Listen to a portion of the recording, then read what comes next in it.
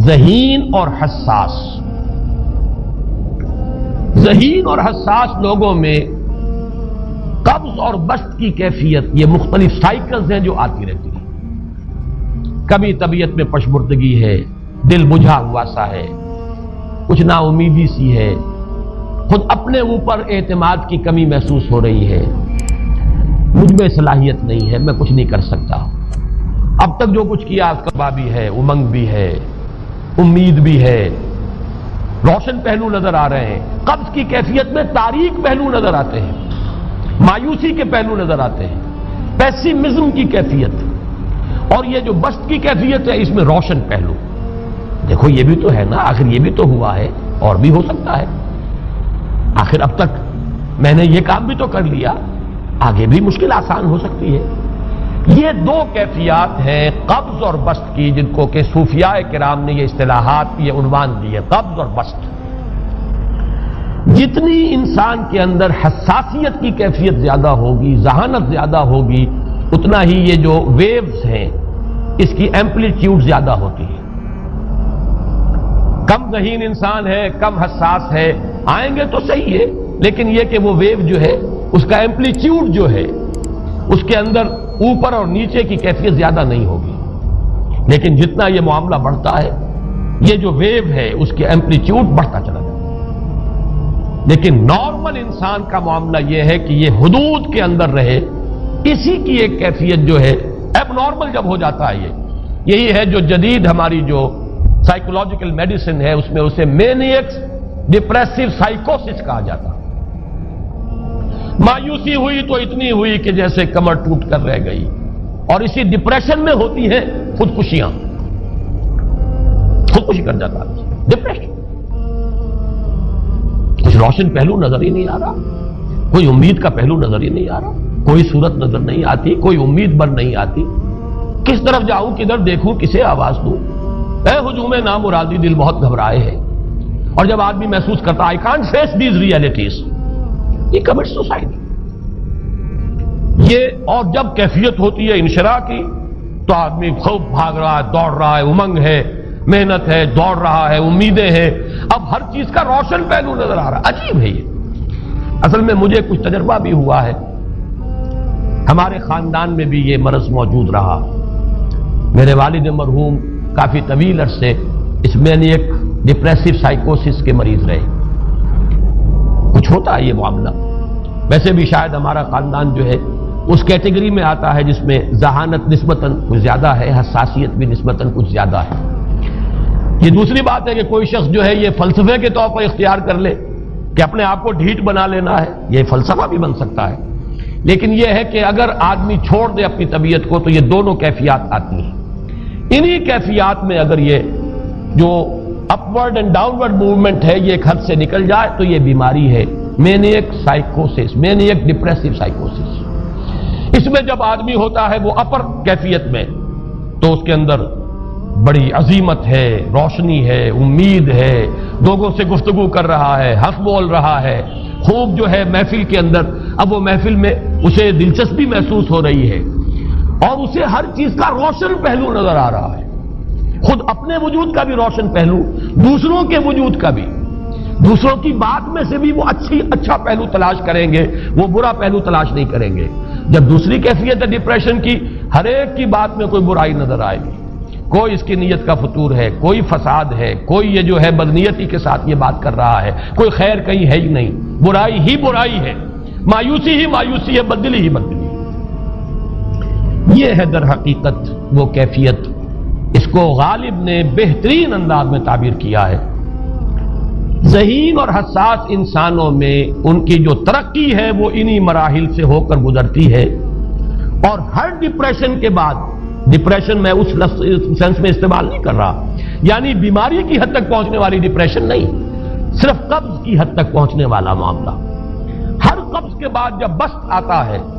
تو آگے ترقی ہوتی ہے، جس کو آپ کہتے ہیں بائی لیپس اینڈ باؤنڈس.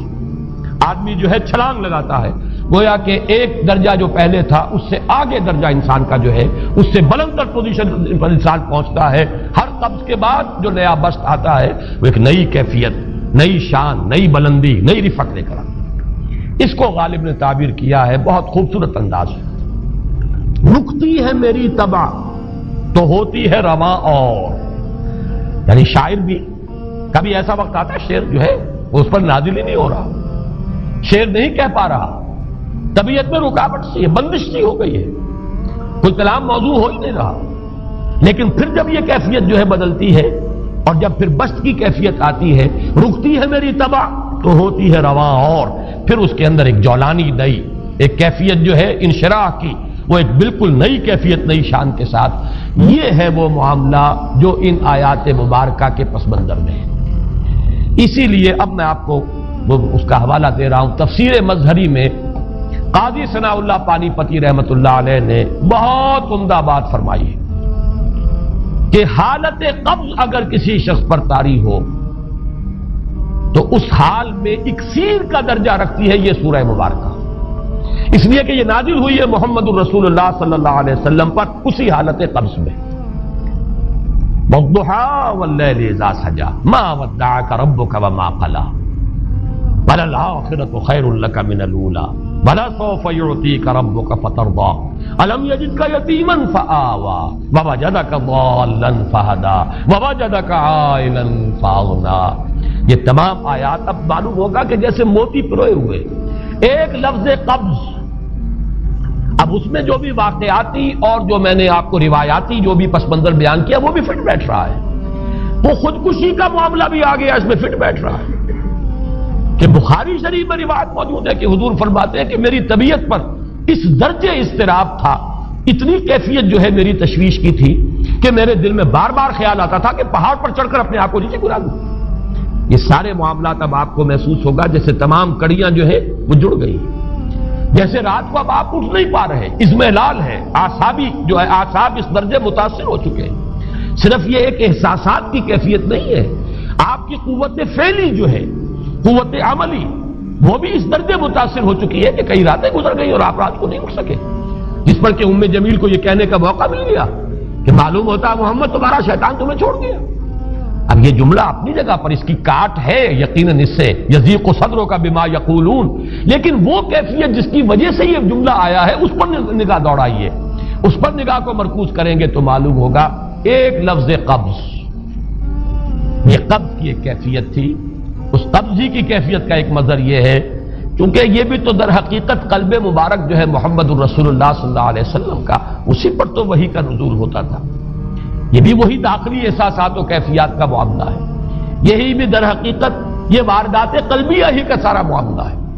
اس کو آپ خارج سے تعبیر نہیں کر سکتے، نہ ابھی کوئی ایسے مصائب تھے، نہ ایسی کوئی مشکلات تھیں، نہ ابھی کوئی رد و قضا ایسی شروع ہوئی، نہ ابھی کوئی بحث و نزاع کا معاملہ ایسا ہوا، نہ کوئی ابھی کوئی فزیکل پرسیکیوشن شروع ہوئی، یہ سب داخلی ہی کیفیات ہیں، اور ان داخلی کیفیات کے حوالے سے ان سورہ مبارکہ کو اگر صحیح سمجھا ہے تو صوفیہ نے سمجھا۔ وہ جو اقبال کا شعر ہے کہ کچھ جو سمجھا میرے شکوے کو تو رضواں سمجھا، مجھ کو جنت سے نکالا ہوا انسان سمجھا، اور کون سمجھے گا؟ وہ تو سمجھے گا کہ دکھے ہوئے وہ دل کی صدا ہے، وہ کیا ہے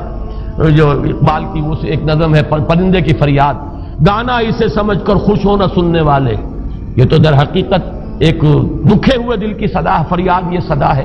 تو یہ کیفیت جو ہے رضوان سمجھ سکا ہے جو کہ داروغہ جنت ہے، اس نے سمجھا یہ وہی آدم جو نکالا گیا تھا یہاں سے، یہ اس کی فریاد ہے۔ کچھ جو سمجھا میرے شکوے کو تو رضواں سمجھا، مجھ کو جنت سے نکالا ہوا انسان سمجھا۔ تو واقعہ یہ ہے کہ اس سورہ مبارکہ کا صحیح فہم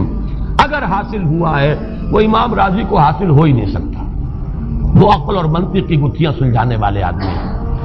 اپنی جگہ ان کی کنٹریبیوشن بہت،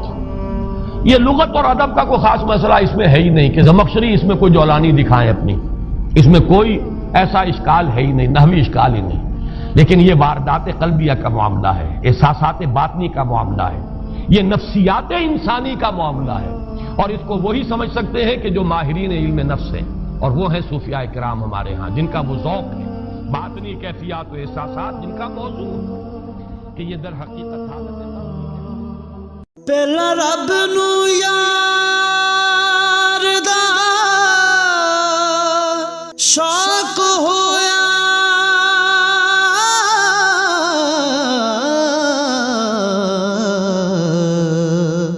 نبی پاک دا کرن